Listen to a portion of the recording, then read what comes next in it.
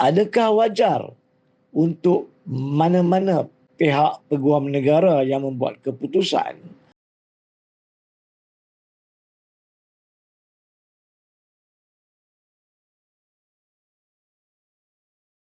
Baik, persoalan yang ditampilkan kepada saya adalah apakah dia perbezaan di antara pembebasan yang telah diberikan kepada Muhyiddin Yassin berhubung dengan 4 pertuduhan salah guna kuasa, salah guna rasuah oleh Mahkamah Tinggi Kuala Lumpur dan pelepasan tanpa pembebasan yang diberikan kepada Zaid Hamidi melalui pengguguran 47 pertuduhan berkaitan dana Yayasan Akal Budi. Perbezaan yang pertama adalah dalam kes Muhyiddin Yassin, Muhyiddin Yassin telah membuat permohonan untuk membatalkan 4 pertuduhan tersebut di atas alasan bahawa kertas-kertas pertuduhan tidak menjelaskan dengan terperinci, adalah kabur dan tidak membolehkan pihaknya menyediakan pembelaan bagi tujuan perbicaraan.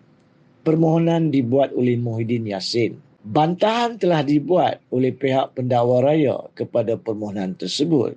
Dan seperti lazimnya, apabila ada satu pihak membuat permohonan dan pihak satu lagi membantah, maka keputusan dibuat oleh mahkamah.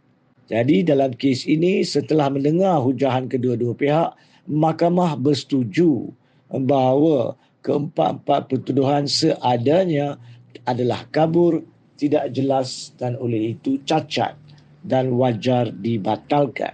Namun mahkamah telah seterusnya memberikan perintah pembebasan dan pelepasan.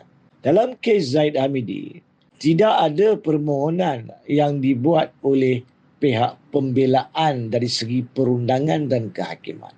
Apa yang berlaku adalah representasi dibuat kepada pihak pendakwa raya untuk mengambil kira apa yang dikatakan sebagai alasan-alasan terbaru. Dan pada 4 hari bulan September yang lalu, pihak pendakwa raya sendiri mengikut budi bicara mutlak yang ada di bawah perkara 145 Fasal 3 Perlembagaan Persekutuan dibaca bersama dengan Seksyen 254 Kanun Tata Cara Jenayah, pihak pendakwa raya yang telah memaklumkan kepada mahkamah bahawa pihak pendakwa raya ingin menggugurkan kesemua 47 pertuduhan terhadap Zaid Hamidi, walaupun dalam kes itu sudah ada penemuan kes prima facie di mana mahkamah telah memerintahkan Zaid Hamidi memberi keterangan dan Zaid Hamidi sudah pun menyelesaikan pemberian keterangan dan pelbagai saksi juga telah memberi keterangan dengan bertinggal lagi beberapa saksi yang sepatutnya selesaikan keterangan sebelum pada 4 September pihak pendakwa raya menggugurkan pertuduhan. Apabila pihak pendakwa raya menggugurkan pertuduhan, menurut konsep keperlembagaan dan kedaulatan undang-undang, mahkamah tidak mempunyai kuasa untuk menghalang pengguguran pertuduhan tersebut.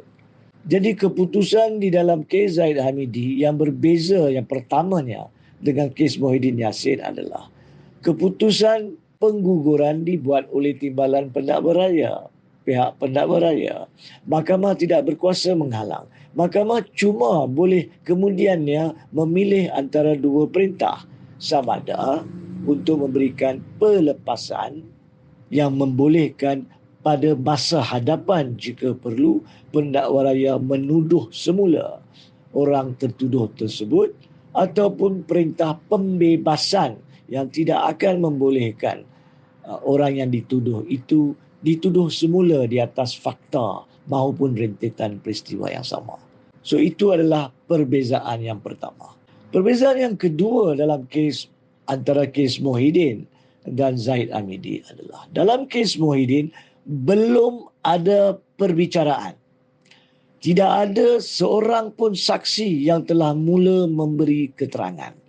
Belum ada satu pun dokumen yang ditampilkan sebagai eksibit di dalam mahkamah. Pada peringkat sebelum perbicaraan, permohonan dibuat oleh Muhyiddin Yassin.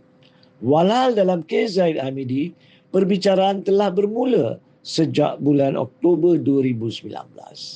99 orang saksi pendakwa raya telah pun memberi keterangan dan pada 24 Januari 2022, Mahkamah telah pun membuat penemuan bahawa pendakwa raya berjaya membuktikan satu kes malafisi dan memanggil Zahid untuk memasuki pembelaan ke dalam 47 pertuduhan.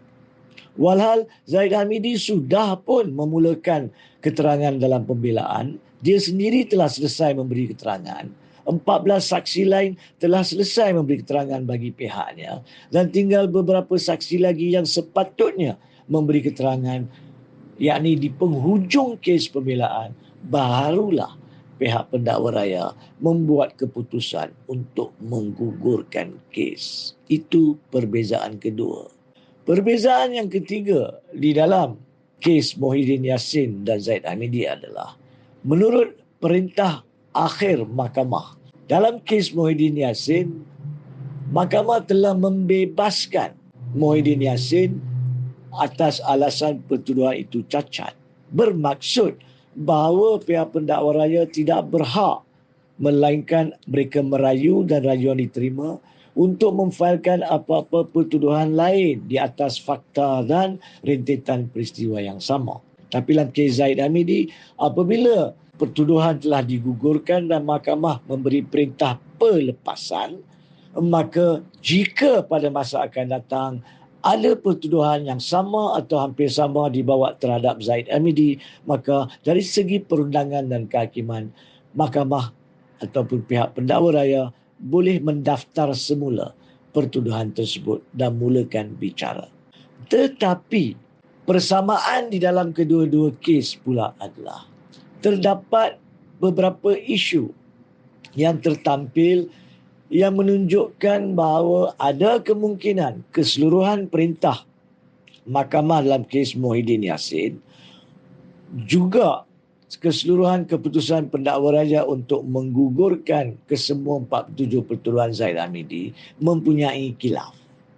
Dalam kes Muhyiddin Yassin, menurut peruntukan undang-undang dan nas-nas undang-undang yang sedia ada, jarang sekali selepas mahkamah membatalkan pertuduhan dan tanpa adanya bicara maupun bukti ditampilkan lagi, mahkamah jarang memberikan pembebasan. Oleh itulah pihak pendakwa raya telah selepas keputusan pada 4 hari bulan Ogos yang lalu, 15 hari bulan yang Ogos yang lalu, telah pun memfailkan rayuan terhadap keputusan Mahkamah Tinggi tersebut. Sekiranya rayuan itu dibenarkan, maka ada kemungkinan sama ada pertuduhan itu diterima sebagai masih sah oleh Mahkamah Rayuan, tapi ada juga kemungkinan bahagian kedua perintah untuk pembebasan itu boleh dibatalkan oleh Mahkamah Rayuan. Dan khilaf dalam kes Zahid Hamidi pula adalah, adakah wajar untuk mana-mana pihak peguam negara yang membuat keputusan pada 4 September 2023 yang lalu untuk menggugurkan kes atas alasan-alasan yang diberi di dalam representasi di tahap pembelaan atau di tahap penghujung pembelaan tersebut.